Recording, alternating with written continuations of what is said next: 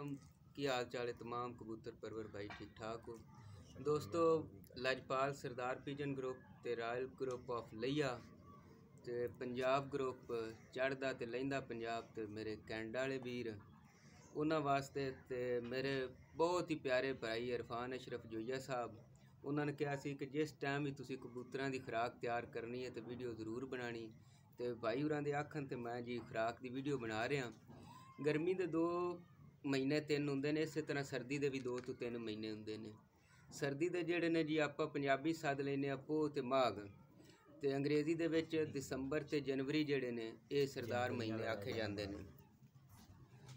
तो दोस्तों खुराक तैयार कर रहा मैं कबूतरां दी, जिन्हें विच बाजरा कणक रूटीन दे विच मेरे अक्सर दोस्त भाई बना इस तरह खुराक पा रहे हैं। मैं ये नहीं कि मैं ही कोई नवा काम कर रहा। ये जी बाजरा है, गंदम है, तेल है, इहदे विच इलसी है, तारा मीरा, सरो ते चना है जी। ये तमाम चीज़ां जी मिक्स करके ते 2 महीने मैं कबूतरां नूं खुराक इस्तेमाल करनी है।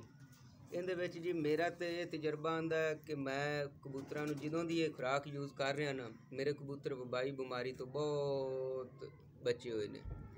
95% बीमारियां कबूतरां दी कमज़ोरी की वजह तो आंदियां ने, जिहड़ी कबूतरां दी सेहत वीक हो जाती है। ते कबूतर जिहड़े ने ना मजबूत रहिंदे ने यह खुराक खाण दे नाल। उन्हां दे जिस्म की जिहड़ी थंदियाई है, ऑयली जिन्नियां भी जरूरियात ने, वो तेल है, अपना इलसी है, चना है, सरसों है, हर चीज़ उन्हां दी ना पूरी रखते हैं।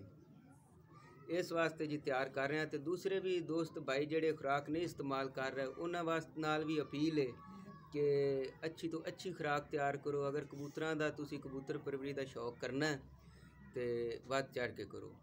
शुक्रिया, मेहरबानी। तुहाडा भाई सरदार तस्लीम जुबैर भट्टू तांदलियां वाला। अल्लाह सलामत रखे।